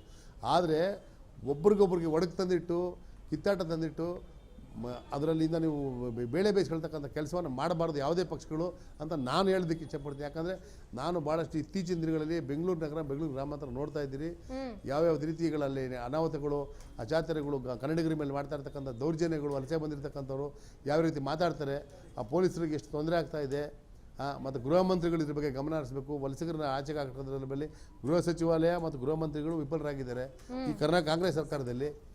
ಅದ್ರ ಜೊತೆಗೆ ಹೋದರೆ ಇವರು ಹಿಂದೆ BJP ಇರ್ತಕ್ಕಂಥ ಕ್ಷೇತ್ರಗಳಲ್ಲಿ, ಶಾಸಕರು ಇರ್ತಕ್ಕಂಥ ಕ್ಷೇತ್ರಗಳಲ್ಲಿ ತನಿಖೆ ಮಾಡೋಕ್ಕೆ ಹೋದರೆ ಕನಿಷ್ಠ ಒಂದು 20,000 to 50,000 ಜನ ವಲಸಿಗರು ಬಂದಿದ್ದಾರೆ. ಇವರೆಲ್ಲರೂ ಭಾಷಾವರ ಪ್ರಾಂತ್ಯ ಆದಮೇಲೆ ಇವರೆಲ್ಲ ನಮ್ಮ ರಾಜ್ಯಕ್ಕೆ ಬರೋದಾದರೆ ನಮ್ಮ ರಾಜ್ಯದಲ್ಲಿರ್ತಕ್ಕಂಥ ಸಾರ್ವಜನಿಕರ ಗತಿ ಏನಾಗಬೇಕು, ಬಡವರ ಗತಿ ಏನಾಗಬೇಕು, ರೈತರ ಗತಿ ಏನಾಗಬೇಕು. ಆಮೇಲೆ ಇವ್ರಿಗೆಲ್ಲ ಸೈಟ್ ಕೊಡ್ತೀವಿ, ಮನೆಗಳು ಕೊಡ್ತೀವಿ. ಮತ್ತು ಇವತ್ತು ಇತ್ತೀಚೆಗೆ ಬೆಂಗಳೂರು ನಗರವನ್ನು ಕೆಂಪೇಗೌಡರು ಏನು ಸುಮ್ಮನೆ ಹೇಳಿದ್ರೆ ಈ ಗಡಿಗೋಪುರ ಕಟ್ಟಿದ್ದೇನಕ್ಕೆ ಬೆಂಗಳೂರು ಹಾಳಾಗೋಗ್ಬಿಡುತ್ತೆ, ನೀವು ಇದನ್ನು ಬೆಳೆಸಬೇಡಿ ಅಂತ ಹೇಳಿದ್ದು. ಇವತ್ತು ಇಡೀ ಕೃಷಿ ಭೂಮಿಯನ್ನೆಲ್ಲ ತೊಗೊಂಡು ನೀವು ಎಲ್ಲ BD ಅವರು ಅಕ್ವೈರ್ ಮಾಡ್ತಾರೆ, GBA ಮಾಡ್ಕೊಂಡ್ಬಿಟ್ಟಿದ್ದೀರಾ. ಈಗ ಎಲ್ಲ ಕೃಷಿಗಳೆಲ್ಲ ಮಾಡಿದ್ರೆ ಕಡೆಗೆ ನೀವು ತಿನ್ನೋದಕ್ಕೆ ಮಾತ್ರೆ ತಿನ್ನಬೇಕಾಗುತ್ತೆ. ವಿದೇಶದಿಂದ ಮಾತ್ರೆಗಳು ಮತ್ತು ರಫ್ತುಗಳ ಆಹಾರದ ಔಷಧಗಳನ್ನ ರಫ್ತು ಮಾಡಿಸ್ಕೊಳ್ಬೇಕಾಗುತ್ತೆ. ಆ ಪರಿಸ್ಥಿತಿ ಬರುತ್ತೆ. ಜೊತೆಗೆ ಈ ಇವಾಗ ಕನ್ನಡದ ವಿಚಾರ ಅಂತ ಬಂದಾಗ ಕರ್ನಾಟಕದಲ್ಲಿ ಕನ್ನಡವೇ ಸಾರ್ವಭೌಮ ಅಂತ ಹೇಳ್ತಾ ಇರೋ ನಾವು ಒಂದ್ ಕಡೆ ಎಲ್ಲ ನಾವು ವಿಶಾಲ ಹೃದಯದವರು, ಎಲ್ಲಾ ಭಾಷೆಗಳಿಗೂ ಕೂಡ ನಾವು ಅವಕಾಶ ಕೊಟ್ಟಿದೀವಿ, ಎಲ್ಲಾ ಭಾಷೆಗರು ನಮ್ಮಲ್ಲಿ ಬರ್ಬೋದು ಅಂತ. ಆದ್ರೆ ಎಲ್ಲೋ ಒಂದ್ ಕಡೆ ಬೇರೆ ಭಾಷೆಯವರು ಬಂದು ನಮ್ಮೊಂದಿಗೆ ಮಾತನಾಡಿದಾಗ ಗುರು ನೀನ್ ಕನ್ನಡ ಕಲಿ ಅಂತ ಹೇಳೋದ್ರಲ್ಲಿ ಎಲ್ಲೋ ಅಸಡ್ಡೆ ಮಾಡ್ತಿದೀವಾ, ಅವ್ರಿಗೆ ಅರ್ಥ ಆಗಲ್ಲ ಅನ್ನೋದು ಬೇಗ ಅರ್ಥ ಆಗ್ಬಿಡುತ್ತೆ ನಮ್ಗೆ. ನಿಮ್ಗೆ ಇದು ಅರ್ಥ ಆಗಲ್ಲ ಅಲ್ವಾ, ನಿಮ್ ಭಾಷೆನಲ್ಲೇ ಮಾತಾಡ್ತೀನಿ ಅಂತ ಪ್ರಯತ್ನ ಪಡೋದ್ರ ಬದಲು ಗುರು ಕನ್ನಡ ಕಲಿ ಅಂತ ಹೇಳೋದ್ರಲ್ಲಿ ಎಲ್ಲೋ ಅಸಡ್ಡೆ ಮಾಡ್ತಿದಾರಾ ಕನ್ನಡಿಗರು ಅಂತ. ಕನ್ನಡ ಕಲಿತು ಇಲ್ಲಿ ನಮ್ಮಲ್ಲಿ ಜೀವನ ಸಾಗಿಸೋದ್ರಲ್ಲಿ ನಮ್ದೇನು ಅಭ್ಯಂತರ ಇಲ್ಲ. ಕಾರಣ ಏನಪ್ಪ ಅಂದರೆ ದಬ್ಬಾಳಿಕೆ ಮಾಡ್ತಾರೆ ನೋಡಿ ಇವರು. ನಾನು ಕನ್ನಡ ಕಲಿಯೋದಿಲ್ಲ, ಇದು ಭಾರತ, ನನಗೆ ಮೋದಿ ಇದ್ದಾರೆ, ನನಗೆ ಅಮಿತ್ ಶಾ ಇದ್ದಾರೆ, ಈ ಮಾತಿದಾವಲ್ಲ, ಇದನ್ನ ನಾವು ಒಪ್ಪೋದಿಲ್ಲ. ನಿಜ. ನಾವೇನು ಹೇಳ್ತೀವಿ, ನಾನು ನಮ್ಮ ರಾಜ್ಯದಿಂದ ಯಾರೇ ತಮಿಳ್ನಾಡಿಗೆ ಹೋಗಲಿ, ತಮಿಳು ಕಲಿತು ಅಲ್ಲಿ ಅನ್ನ ತಿನ್ಬೇಕಾದ್ರೆ, ಅಲ್ಲಿ ನೀರು ಕುಡಿಬೇಕಾದ್ರೆ ಆ ಭಾಷೆ ಸಂಸ್ಕೃತಿ ತಕ್ಕಂತೆ ಬದುಕಬೇಕು ಅಂತಲೇ ಹೇಳೋದು. ಇಲ್ಲಿ ಕನ್ನಡಿಗರಾಗಿದ್ದ ತಕ್ಷಣ ತಮಿಳ್ನಾಡಿಗೆ ಹೋದ್ರೆ ನೀವು ತಮಿಳು ಕಲಿಬೇಡಿ, ತಮಿಳು ಭಾಷೆಗೆ ಮರ್ಯಾದೆ ಕೊಡಬೇಡಿ, ಆ ಸಂಸ್ಕೃತಿ ಮರ್ಯಾದೆ ಕೊಡಬೇಡಿ ಅಂತ ಹೇಳಕ್ಕಾಗತ್ತಾ? ಇಲ್ಲ. ಯಾರಾದ್ರೂ ಮಾತಾಡ್ತಾ ಹೋಗೋಣ ಇರಿ ಸರ್, ಇಲ್ಲಿ ಮಾತಾಡ್ತೀನಿ. ಗಿರೀಶ್ ಗೌಡ್ರು ಒಂದು ಮಾತು ಹೇಳಿದ್ರು ಈಗ, ನಾನ್ ಕನ್ನಡ ಕಲಿಯಲ್ಲ, ಅಮಿತ್ ಶಾ ಅವರಿದ್ದಾರೆ, ಮೋದಿ ಅವರಿದ್ದಾರೆ. ಒಂದು ಸ್ಪಷ್ಟವಾಗಿ ಹೇಳ್ತೀನಿ ಗಿರೀಶ್ ಗೌಡ್ರೆ, ಕನ್ನಡ ಅಂತ ಬಂದ್ರೆ ನಾವೆಲ್ಲರೂ ಒಂದೇ. ಪ್ರಥಮ ನಮಗೆ ಕನ್ನಡ ಆದ್ಯತೆ. ಕರ್ನಾಟಕದ ವಿಚಾರದಲ್ಲಿ ಕನ್ನಡದ ಮೇಲೆ ಯಾರ ದಬ್ಬಾಳಿಕೆಯನ್ನು BJP ಸಹಿಸಲ್ಲ. ನಿಮ್ಮ ಮುಖಂಡರುಗಳನ್ನೆಲ್ಲ ಒಬ್ಬೊಬ್ಬರ ಪಟ್ಟಿ ಬಿಜೆಪಿ ಅವರು ಕರ್ನಾಟಕದಲ್ಲಿ ಯಾವುದು NEP ರಾಷ್ಟ್ರೀಯ ಶಿಕ್ಷಣ ನೀತಿ ಏರ್ಬೇಕು ಅಂತ ಹೋದ್ರಲ್ವಾ, ಕೇಂದ್ರ ಸರ್ಕಾರದ ಕೆಲಸಗಳಿಗೆ ಕನ್ನಡದಲ್ಲಿ ಪರೀಕ್ಷೆಯನ್ನ ಬರೀಲಿಕ್ಕೆ ಅವಕಾಶ ಮಾಡಿಕೊಟ್ಟಿದ್ದೇ ಇದೇ ನರೇಂದ್ರ ಮೋದಿ ಅವರ ನೇತೃತ್ವದ ನಮ್ಮ ಸರ್ಕಾರ.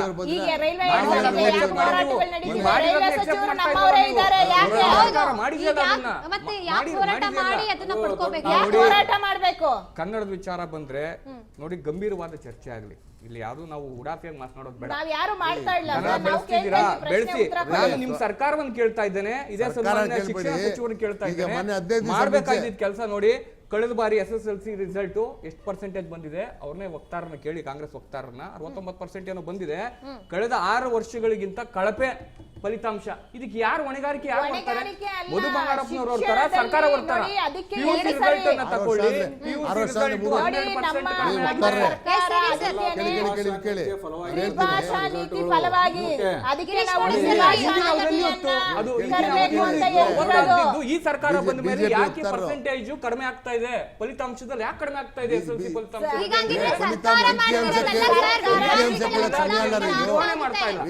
ಬಿಜೆಪಿ ಹೋಗ್ತಾರೆ. ಒಂದು ನಿಮಿಷ ಕೇಳಿ ದಯವಿಟ್ಟು ಹೇಳಿ ಸರ್, ಹೇಳಿ ಸರ್.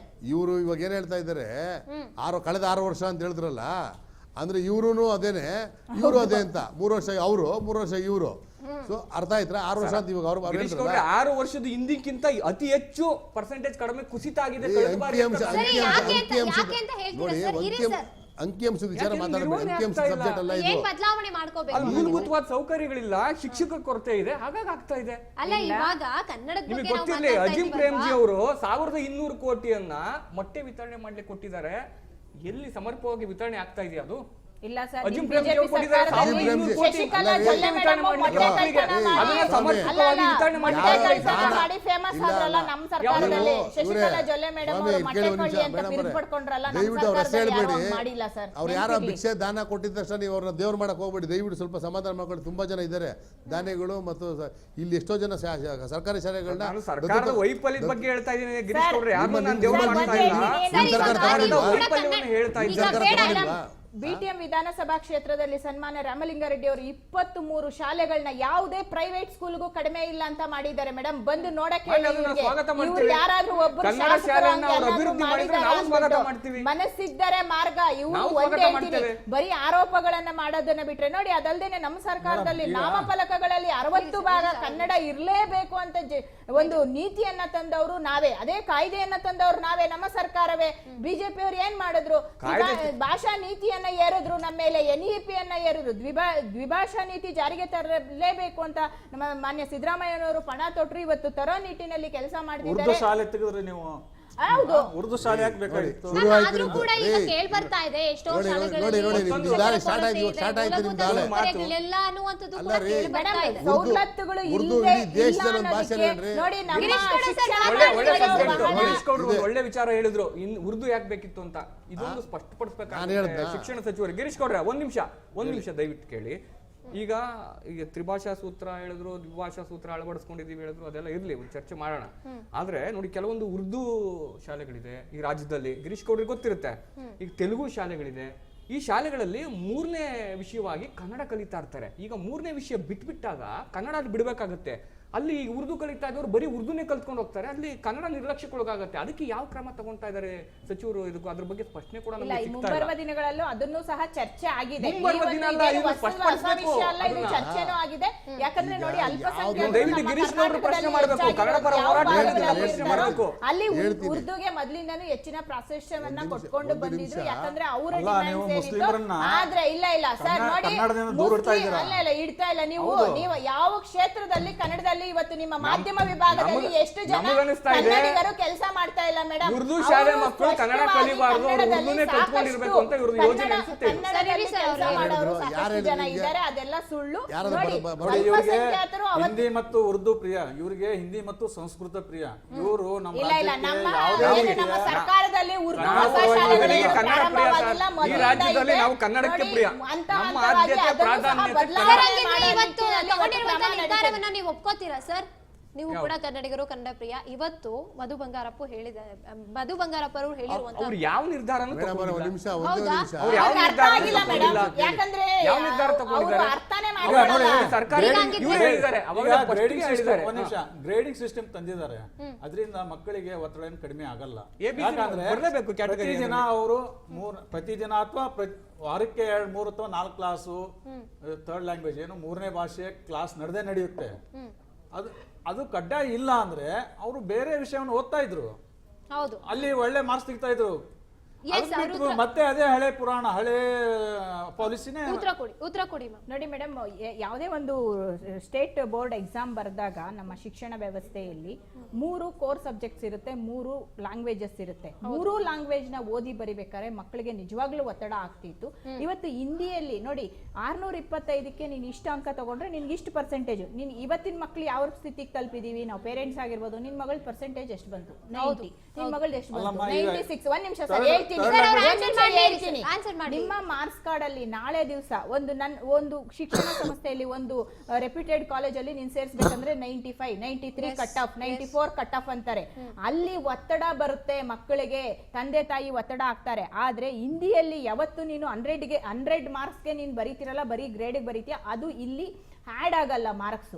ಸೊ ನೀನು ಬರೀ 525ಕ್ಕೆ ಡಿವೈಡೆಡ್ ಬೈ 5 ಸಬ್ಜೆಕ್ಟ್ಸ್, ಅವಾಗ ಆಟೋಮೆಟಿಕ್ ಆಗಿ 90 ಮೇಲೆ ಅವ್ರದ್ದು ಬರುತ್ತೆ. ಹಿಂದಿನೂ ಸ್ಕೋರ್ ಮಾಡ್ಬೇಕಂದ್ರೆ ಅವ್ರಿಗೆ ಕಷ್ಟ ಆಗ್ತದೆ. It's not A scoring subject, ಇದು ಗ್ರೇಡ್ ಮಾತ್ರ ಅನ್ವಯಿಸುತ್ತೆ. ನೀನು ಎ ತಗೋ, ಬಿ ತಗೋ, ಸಿ ತಗೋ.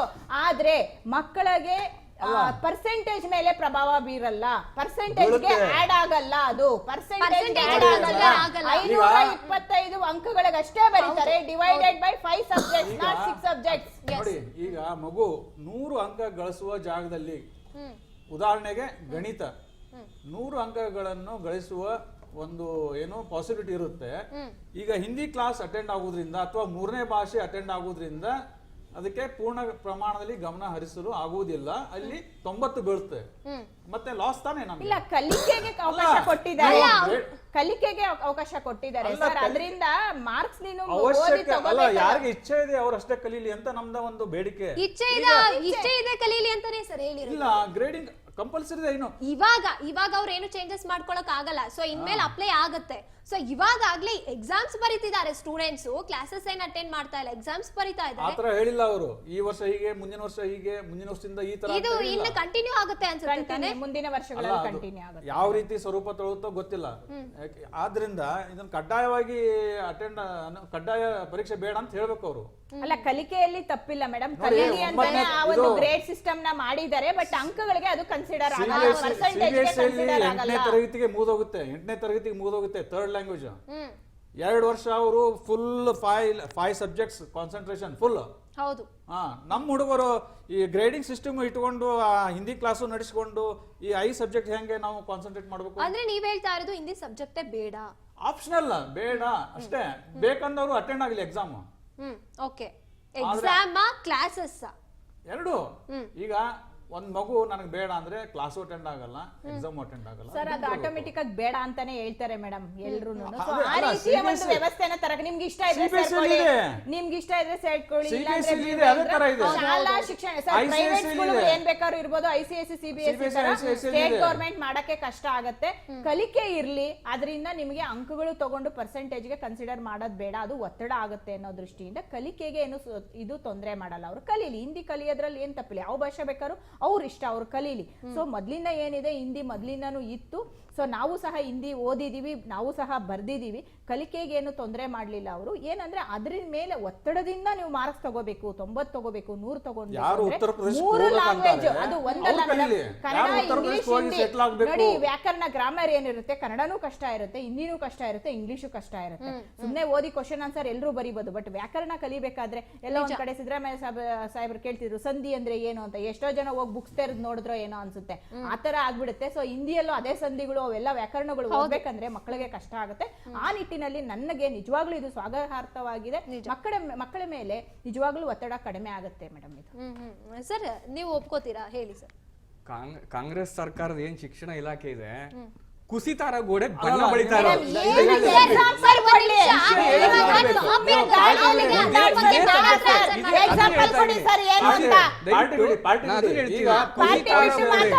ಕನ್ನಡದ ಬಗ್ಗೆ ಮಾತಾಡಿ,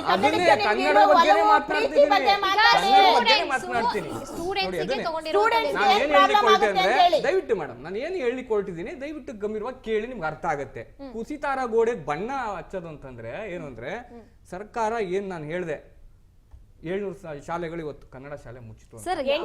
ಅದನ್ನ ಮರೆ ಮಾಚಬೇಕು. ಅವ್ರದೇ ಲೆಕ್ಕಕ್ಕೆ ಬರೋಣ. ಆಯ್ತು, ಈಗ ಮಕ್ಕಳು ಈಗ ಹಿಂದಿ ಕಡ್ಡಾಯ ಬೇಡ ಅಂತಿದ್ರು, ABC ಕ್ಯಾಟಗರಿ ಕೊಡ್ತಾರೆ. ಈಗ ಅದರಲ್ಲಿ ABC ಗ್ರೇಡ್ ಕೊಡ್ತಾರೆ. ನಮ್ಮ ಕನ್ನಡ ಪರ ಹೋರಾಟಗಾರರು ಕೂಡ ಇಲ್ಲೇ ಇದ್ದಾರೆ.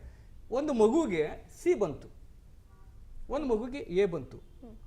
SSLC ಮಕ್ಕಳು ಅಂದ್ರೆ ಪ್ರಬುದ್ಧರಾಗಿರ್ತಾರೆ. ಅವ್ರು 16 ವರ್ಷ 15-16 ವರ್ಷ ಆಗಿರ್ತಾರೆ. ಅವರು ಒಬ್ಬ ಮಗುಗೆ C ಬಂದು ಇನ್ನೊಂದು ಮಗುಗೆ A ಬಂದಾಗ ಆ ತಾರತಮ್ಯ ಮಾನಸಿಕ ಸ್ಥೈರ್ಯ ಏನು ಆಗಲ್ಲ. ಮಾನಸಿಕವಾಗಿ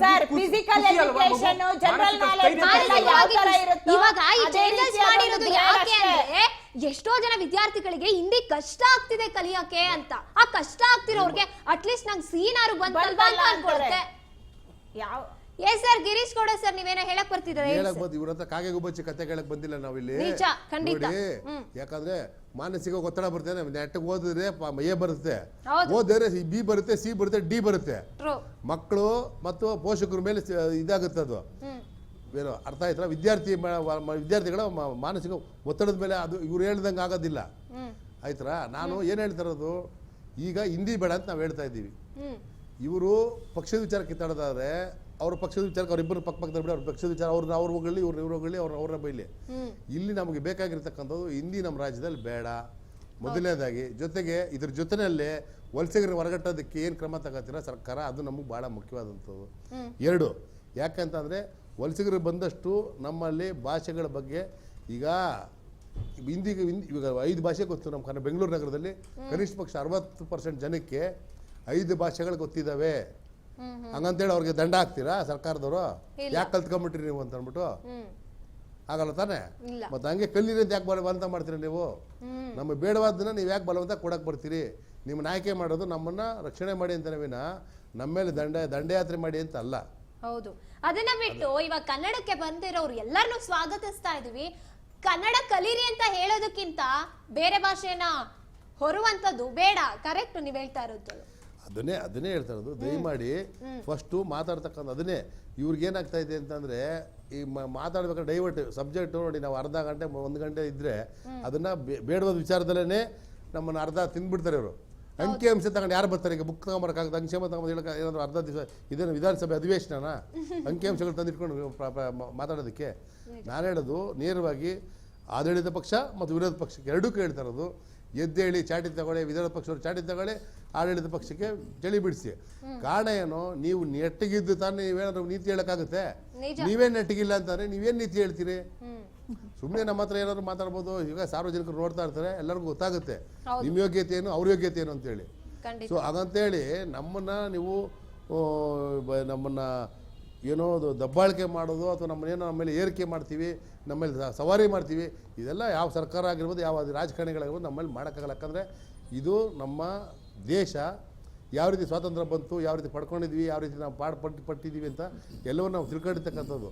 ಯಾಕಂದರೆ ಹಿಂದೆ ಆಗಿರ್ತಕ್ಕಂಥ ಇತಿಹಾಸವನ್ನು ಮಕ್ಕಳು ಸಹ ಇವಾಗ ಓದಿ ತಿಳ್ಕೊಳ್ತಾ ಇದ್ದಾರೆ. ಯಾರು ಈಗ ಕಥೆನೆಲ್ಲ ಕೇಳಕ್ಕೆ ಹೋಗೋದಿಲ್ಲ, ಕಳ್ಳಕಥೆನ ಸುಳ್ಳು ಕಥೆನ ಯಾರು ನಂಬೋದಿಲ್ಲ.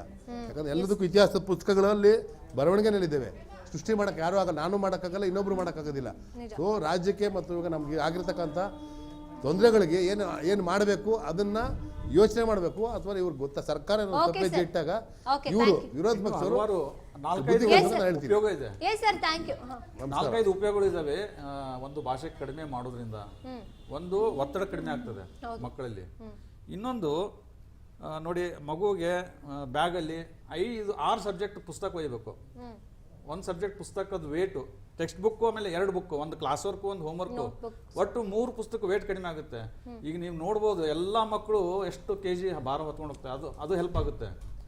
ಇವೆಲ್ಲ ಮೈನರ್ ಇಶ್ಯೂಸ್ ಆದ್ರೂ ಕೂಡ ಕನ್ಸಿಡರ್ ಆಗುತ್ತೆ. ಇದನ್ನ ಮಕ್ಕಳ ಆಯೋಗ ಹೇಳಿದೆ, ರೂಲ್ಸೇ ಇದೆ, ಇಷ್ಟು kg ಇರಬೇಕು, ಇದಕ್ಕಿಂತ ಹೆಚ್ಚಿಗೆ ಇರಬಾರ್ದು ಅಂತ ಇದೆ.